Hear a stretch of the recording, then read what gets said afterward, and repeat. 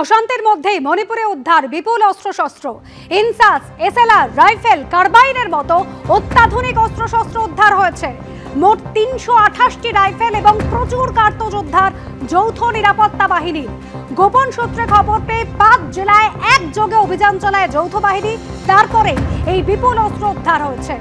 INSAS, SLR, rifle, কার্বাইনের মতন অত্যাধুনিক অস্ত্র উদ্ধার হলো মণিপুর থেকে। মোট ৩২৮টি রাইফেল এবং প্রচুর কার্তুজ উদ্ধার করেছে যৌথ নিরাপত্তা বাহিনী। মধ্যপ্রাচ্যে সংঘর্ষ ক্রমশ তীব্র হচ্ছে। ২০০টি ফাইটার জেট নিয়ে ইরানের ওপর হামলা চালালো ইসরায়েল। ইরানের মেহরাবাদে যুদ্ধ বিমান ঘাঁটিতে ইসরায়েলের হামলা।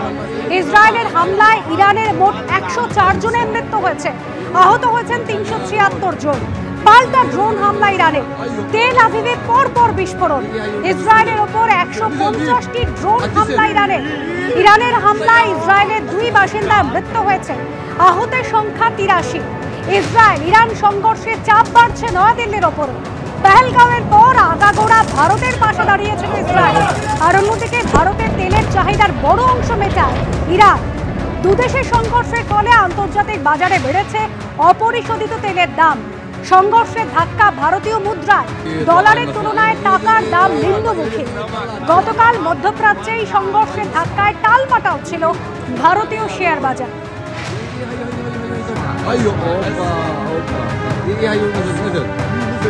মধ্যপ্রাচ্যের যুদ্ধ পরিস্থিতির ফলে বেড়েছে অপরিশোধিত তেলের দাম। এমন চললে আরও তেলের দাম বৃদ্ধি পাবে, যার ফলে দ্রব্যমূল্য বৃদ্ধির আশঙ্কা থাকছে। এমনই মত আন্তর্জাতিক সম্পর্ক বিশেষজ্ঞ রাজাগোপাল ধর চক্রবর্তী। কিন্তু যেটা কটা সম্ভাবনা আছে, যুদ্ধ হবার ফলে ওই যে জায়গায় যুদ্ধটা হচ্ছে সেটা তো তেল উৎপাদনের জায়গা, তেল এবং তেল চলাচলের জায়গা। স্টেট অফ হরমুজ যেটা দিয়ে সব তেল যায় পারস্য উপসাগরের নিচে। আচ্ছা, আমাদের যে দুধবাহী তেলবাহী জাহাজ যেগুলো আছে সেখানে অন্য দিক দিয়ে আসবে, সেগুলো আটকে যাওয়ার সম্ভাবনা আছে। অলরেডি তেলের দাম তো ব্যাপকভাবে বেড়েছে এবং আরো বাড়ার সম্ভাবনা রয়েছে। যুদ্ধ কতদিন চলে তার ব্যাপকতার উপর নির্ভর করবে তেলের। ইসরায়েল এবং ইরানের মধ্যে যে সংঘর্ষ, তাতে নয়াদিল্লির ওপরও কিন্তু ক্রমশ চাপ বাড়ছে। কারণ ইসরায়েল পেহেলগাঁও কাণ্ডের পর যেভাবে জঙ্গি হানা হয়েছিল, সেই সময় ভারতের পাশে দাঁড়িয়েছিল। আর ইরানের সঙ্গে ভারতের একটা দীর্ঘ বাণিজ্যিক সম্পর্ক রয়েছে। তেলের বড় একটা অংশ আসে ইরান থেকে। আর দুদেশের মধ্যে সংঘর্ষের ফলে আন্তর্জাতিক বাজারেও ক্রমশ অপরিশোধিত তেলের দাম বাড়ছে, যার ফলে ভারতের ওপরও চাপ বাড়ছে।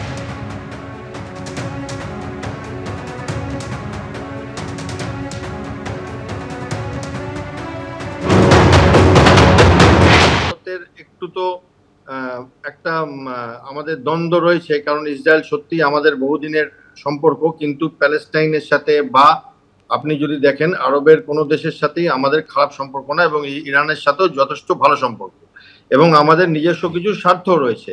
আমরা ইরানের থেকে তেল নিই, আমাদের একখানা ওখানে পোর্ট গড়বার কথা আছে, এবং আমাদের কিছু অল্টারনেট সি রুট তৈরি করছি আমরা, এবং এগুলো সবকটাতেই আমরা ইরানের সাথে মিলেমিশে কাজ করবার দিকে এগিয়েছি। এবার আসুন, ইসরায়েলের সাথে আমাদের টেকনোলজি ট্রান্সফার, আমাদের ড্রোনস বলুন, আমাদের অন্যান্য সিস্টেম যেগুলো আছে তাদের, এবং মিলিটারি এবং নন মিলিটারি দুটো জায়গাতেই আমরা ইসরায়েলের সাথে অনেকভাবে অনেকদিন ধরে জড়িয়ে আছি।